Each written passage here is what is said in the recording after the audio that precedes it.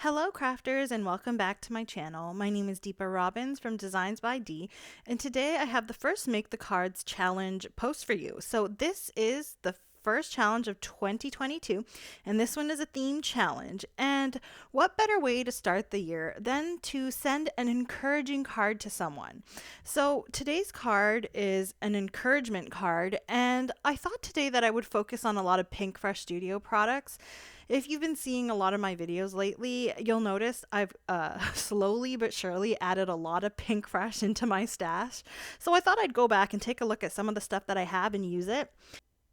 Today I'll be using the PinkFresh Studio You Are Amazing background stamp here. This is a large slimline stamp, and basically what it's going to do is just create a nice background for me.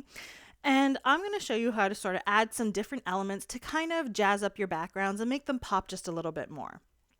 Now the first thing I need to do is to stamp out this beautiful slimline background, and in order to do this I can't use the normal well of my Misty original. It won't fit. If you have a larger Misty, you'll be completely fine and it'll be easy to do this the normal way.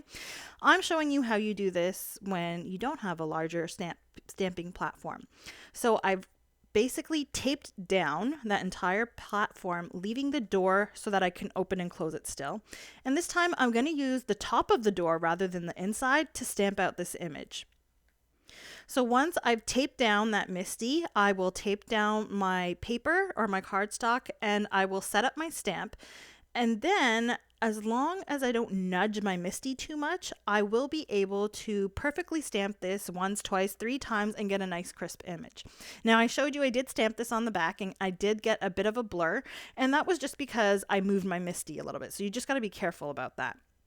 Now I'm going to go ahead and do some coloring with some Copic Chows. I have the colors listed here, and I decided I didn't want it to be just like a green. I wanted to have a bit of a blue hue to it. So you can see I'm using a BG color, which is my darkest color, and then I'll blend that out with a darker green and a lighter green just to create a bit of a teal type leaf color.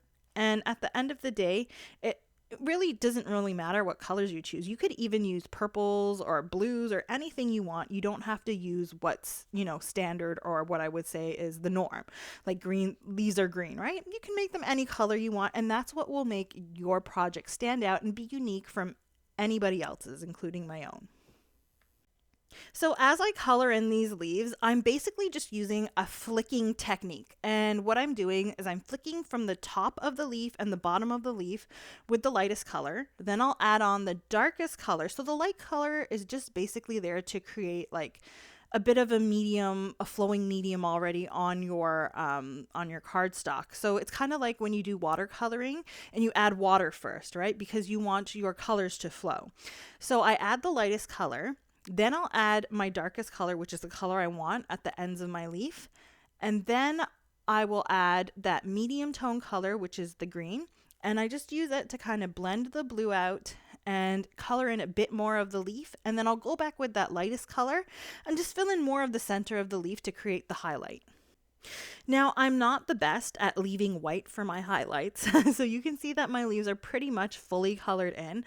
But if you want more white and more of a highlight, all you have to do is just add less of all your colors to leave more space for white and just have more of that highlight standing out there. And if you wanted to, I didn't do this time, but if you're like me and you're in the habit of leaving too much, not leaving enough of a highlight, you can always use a white jelly roll pen to kind of just go over certain areas of those leaves that you think would need a highlight. Now that I've got the whole thing colored, I'm going to use these Essential Rectangle Stitch dies. Now these are really nice and you can use them for anything.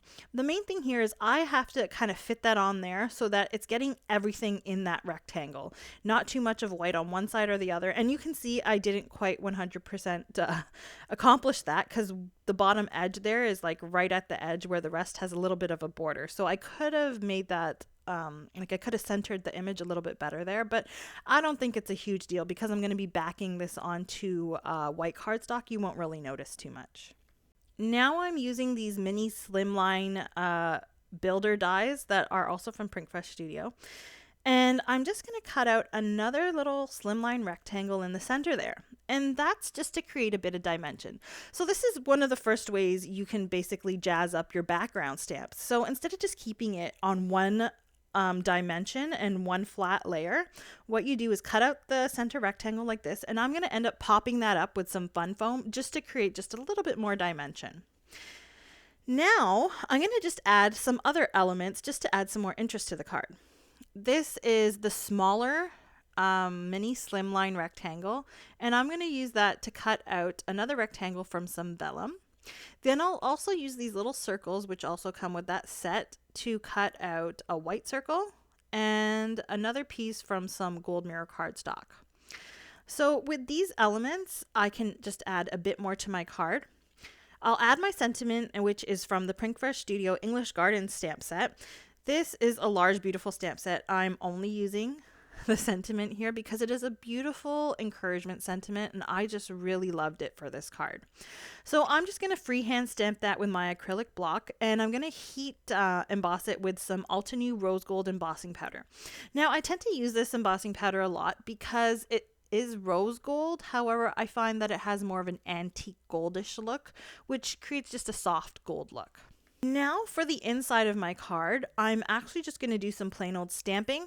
I've put that background stamp onto a larger acrylic block, and I'm just going to stamp the corner, so the top right and the bottom left of the inside of my card. And I'm going to use these two colors. So I have VersaFine Clair Warm Breeze and Rainforest. And the reason why I use these colors is they're somewhat analogous to the Copic Chow colors that I used on the front. As I said, I wanted to end up with more of like a tealy color. So in order to do that, I had to mix like an aqua or a blue green along with a green, which was that rainforest color. So essentially all I'm doing is double stamping this image, and in double stamping it with these two colors, one on top of the other, I'm blending them. I'm mixing the two colors to make up a color of my own. This is another technique you could use on the front of your card anywhere. If you find that you have a color that you want, but you don't actually have that in your inks, you can mix colors on your stamps. So sorry about my head getting in the way there, but I did need to kind of look right head on top of that card to kind of line it all up. And once I had done that, sorry, my hair is such a mess. Anyways, I got that beautiful greeny tealy look. Like, it's not too teal, it's still mainly green, but it matches more of the front of my card. Now I'll be using the Altenew Build-A-Flower Hyacinth stamp set. It just has a nice small sentiment that I can put on the inside of my card, which follows the theme that we have going today for encouragement. Now, the next thing that I have to do is kind of arrange the front of the card. But before I do that, I will cut out the fun foam that I'm going to have propping up that little rectangle on the front of the card. And all I'm doing is, this is just craft fun foam, kid fun foam, any type of foam. It's the cheaper version of using a bunch of foam squares. It's really up to you. You probably could have doubled this up to create even more dimension. If I went back and did this again, that's probably what I'd do. But this just creates just a little bit of a pop-up of that background and just makes it stand out and look a little bit different. Now, I did use some washi tape to kind of fold the card because it was lifting up a bit too much, and that's hard it's kind of hard to deal with when you're trying to position all these images.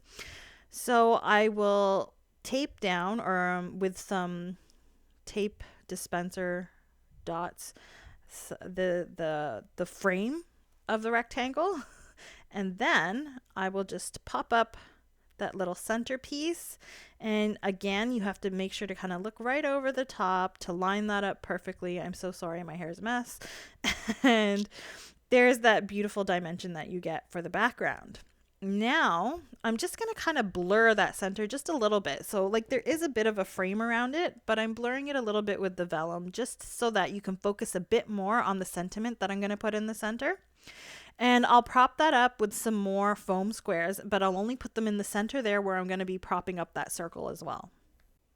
So I personally find one of the best ways that you can enhance your cards or just make them look just a little bit better is to add dimension. And as you can see, I'm adding a bunch of dimension. Now, the next thing you can do is to add die cut images. Because this is all stamped and colored, you might want to add just another element of dimension, which would be die cuts.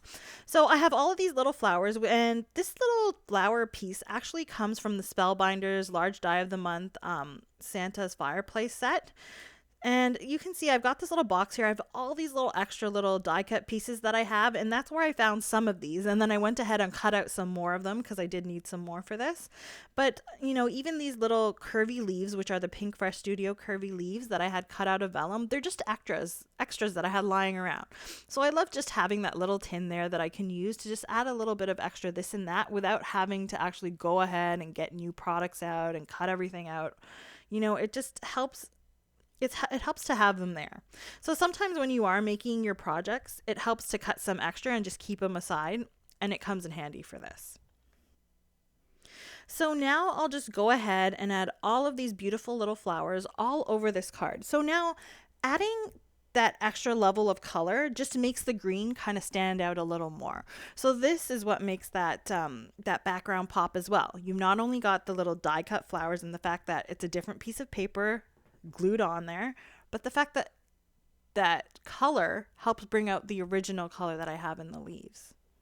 Now, as always, I'll finish these off with some AB Crystal nail art gems. Now, I love the nail art gems for these because these are tiny little flowers, and they have the tiniest little gems that you can fit into those flowers where they don't look ridiculous, but just to add a little bit of shine and just look really nice.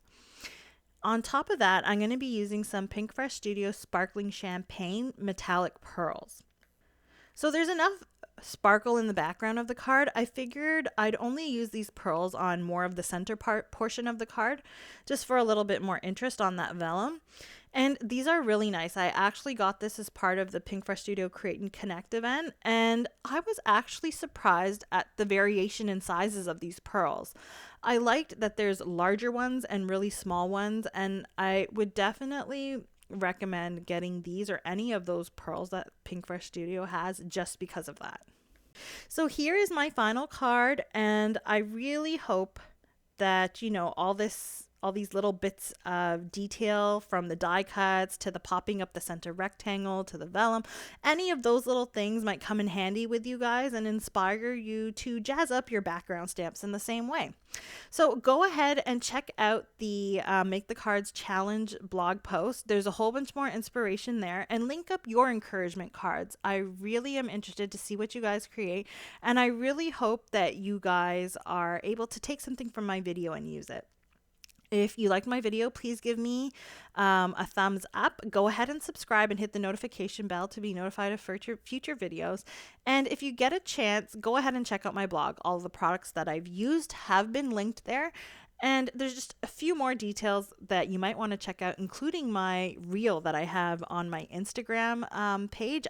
My Instagram profile is at DeeZinesByD, and I'd really love for you to come over and join me there as well. So I hope you all have a great Wednesday, and I hope to see you join in the challenge. Bye.